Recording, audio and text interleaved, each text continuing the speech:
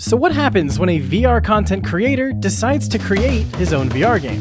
Well, let me introduce Sharkbait, an immersive underwater spearfishing game coming from the creative mind of Daybreak. Now, this game just released into early access on the Meta Quest AppLab, so I decided to check the game out for myself and was pleasantly surprised with how much fun I had, even in this early stage of development. Come on, come on, come on! Yes! Jeez. That is a big tuna. Collect 5 blue tang fish of any weight at night. Oh, blue tang, I need those. I need those fish. Come here. Ah, shoot. Oh my, get away from me. Get away from me. Alright, I'm out. Bye, shark. And after playing for several more hours, there seemed to be a lot more potential to this game than I first thought. Is there a way to open these locked chests? Why are there mysterious shipwrecks marked on my map? And what could possibly be hiding in those ominously dark caves? And while a lot of those unanswered questions seem to be the result of future gameplay features that have yet to be added to the game, I was still really curious to know more about this game, how it was created, and what the plans are for its future. So, being a VR content creator myself, I sat down with Daybreak to hopefully get some answers to my burning questions. And his answers definitely got me pretty excited. Let me just say this, because I can't really give a lot away. But before we get into that, a quick word from this video's sponsor, SideQuest. Wow, that is such a cool thing to say out loud. I've been using SideQuest for as long as I've owned a Quest, whether it's downloading my gameplay recordings from my headset or sideloading indie games onto it. SideQuest is an amazing free resource for getting more out of your standalone headset. But that's not what they paid me to tell you. That's just coming from me. What they wanted me to tell you is that SideQuest's 5-year anniversary is coming up, and to celebrate that, they're hosting an indie spotlight on their YouTube channel. Tune in on May 23rd to see some amazing indie VR games showcased, and what's even better is that they're giving away free game keys to every single game they feature in the main show. So if you see a game you think looks really cool and you want to play it, you might have the chance to for free. And that's in addition to the SideQuest merch and even some Quest 3 headsets that they're giving away. I know a ton of you still need a Quest 3, so don't miss out on that. And last thing, they're also going to be talking about the future of SideQuest, which I can actually show you a sneak peek of right now. They're completely redesigning their site, which both looks way cooler in my opinion, and should make discovering new games and hidden gems even easier. Thanks to SideQuest for supporting my channel, and thanks to you who watched this ad, even though you could have skipped ahead. Now let's give Daybreak a call. Hey, what's up, Daybreak? Oh, what's good? First of all, thanks for agreeing to do this interview. I imagine you're a pretty busy guy, you know, between the almost 7 million views on TikTok, creating and launching your own VR game into early access, and on top of that, I think you're still going through high school, I saw on your TikTok, which is just crazy impressive. So thanks again for taking the time. Yeah, of course. Thank you for having me. For anyone who isn't on the VR side of TikTok, could you introduce yourself and what it is you do there? Yeah, so I am Daybreak. I am a virtual reality content creator, and basically what I do is I take a bunch of games on the Quest store and then I rate them.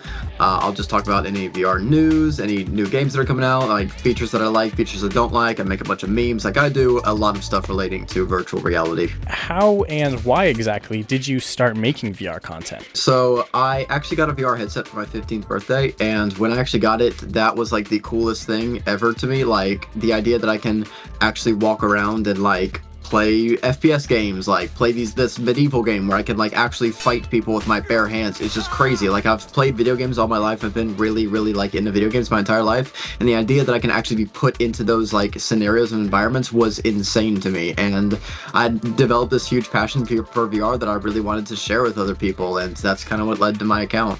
Was it around this time when you first got the idea for Sharkbait, or when was that actually? Sharkbait originated when I was in the 7th grade. I was going on some kind of social media platform and I saw a video of a diver. I could probably send it to you later. Like the video is probably right here. But he like saw a shark as he was diving down, and it scared him and it scared me. And I was like, wow, that is terrifying to actually happen to you. And then I kind of gradually morphed that idea into, whoa, that would make a really cool video game. And then when VR came out, I thought that would be the perfect medium for that kind of like ominous, terrifying thing. Speaking of that inspiration, that idea, were there any other games that inspired that idea along the way? Like, I know you've mentioned Subnautica before. Yes, so the biggest game that probably factored into the creation of Sharkbait was a game called Ocean Rift. Now, Ocean Rift is a VR game that was largely meant to be educational. Basically, you just swim around, look at fish, and then there's like little points where it like explains to you like what this fish is, some cool things about the fish. But the crazy part about this game was there are shark levels. And in the shark levels, the little shark environments, like at any time, a shark could just pop out at you. And I remember being absolutely terrified to play even like the levels that there probably weren't any sharks, because I was just staring into like the blue abyss, and I was always constantly paranoid that a shark would come out and like eat me. And that was one of the scariest experiences in VR that I've ever had.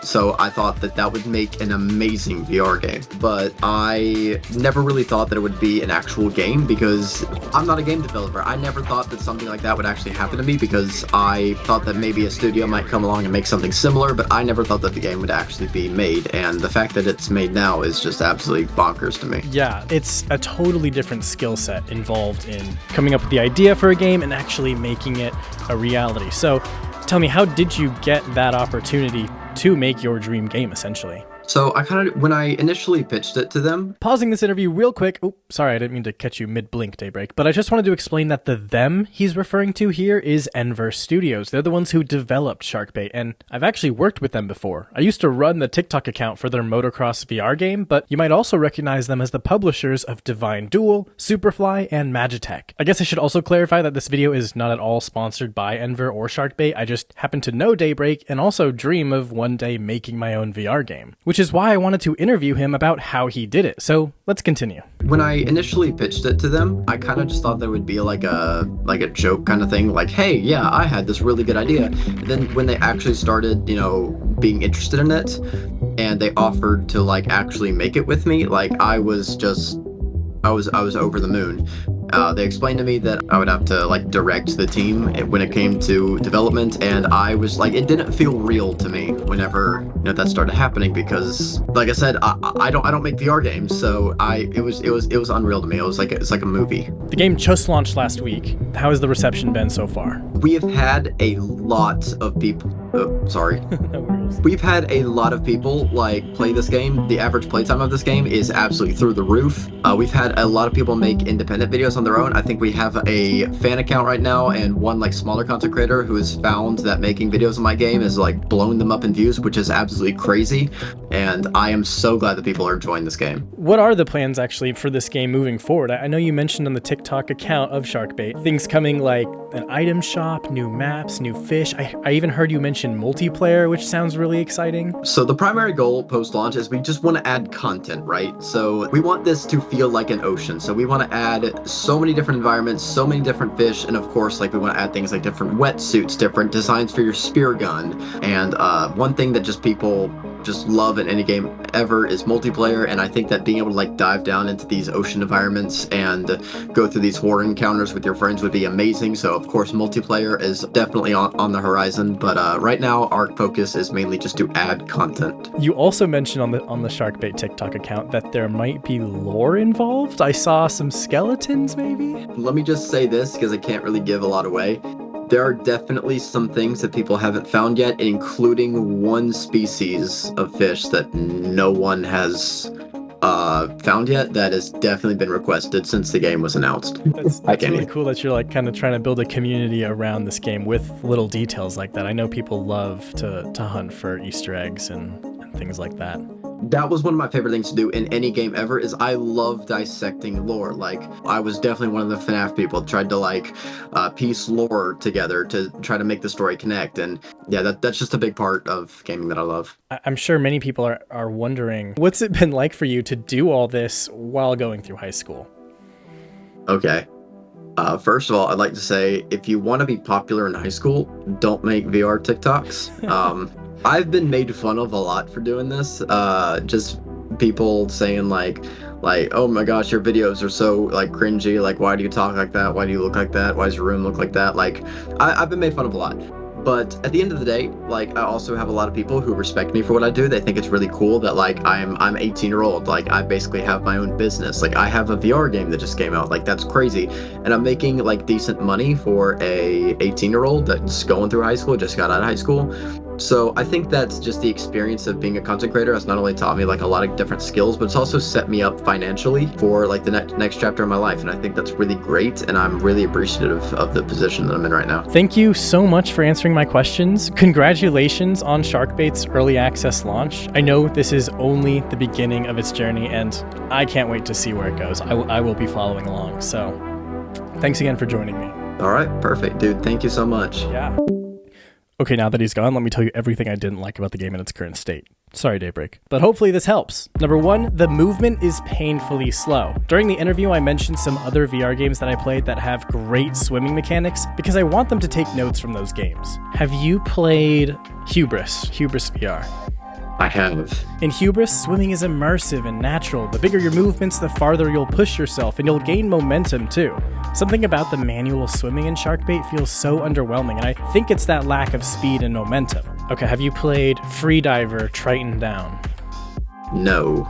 The game Freediver has an amazing system where you press the triggers to cup your hands and then push in a direction with both hands to move, or with one hand to turn yourself. This would be great for Sharkbait since keeping your hands open would allow you to use your tools without accidentally pushing yourself in a random direction, and then cupping your hands could trigger your ability to push yourself through the water at a much faster speed. Freediver also allows you to grab onto your environment and pull yourself around, kind of like in Echo VR, and that is super helpful and intuitive for navigating tighter spaces like caves and coral reefs. My second issue with the game is that there's no guide to what each fish is and looks like. You kind of just have to trial and error your way through them until you find the kind you're supposed to be looking for. Collect 5 blue tang fish of any weight at night.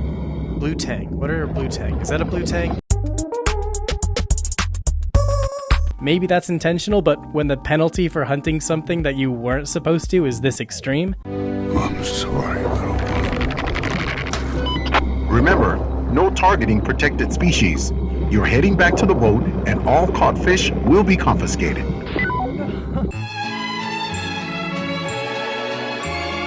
Although by far my biggest problem with this game right now is that there's not much to do, but they're aware of that. The only issue with the game that people are facing right now is just a lack of things to do. So the first priority for us right now is to add a lot more content. As of right now, the game costs $8, and all you can really do is swim around a small, mostly empty map, shoot different kinds of fish to complete challenges, and collect cash to then buy a slightly different looking location to do the exact same thing. What's missing is a meaningful progression system. What makes a game like Subnautica so satisfying to keep playing is that you're always one item, tool, or upgrade away from experiencing or seeing something new. Whether it be crafting a new tool to make gathering materials easier, or building a submarine to explore further into the depths of the ocean, the gameplay actually evolves as you keep playing. I love that feeling when something that once used to be a difficult manual task now becomes almost effortless as a result of the progress you've made.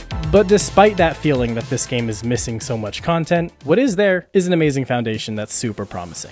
The immersive sound design, the colorful art style, and those little details like the light refractions on the ocean floor or the bubbles coming out of your mouth as your character exhales makes this such an enjoyable game to simply exist in for a little while. The way it balances those calm, serene moments with the stressful, heart-pounding shark appearances is what makes this truly special. We still need to find 4 more discus fish. Daybreak has often referred to this game as an underwater horror game, and while I don't fully agree with that yet, I can definitely see why. Oh my gosh. Oh my gosh. My flashlight was flickering. There's nothing that happened though.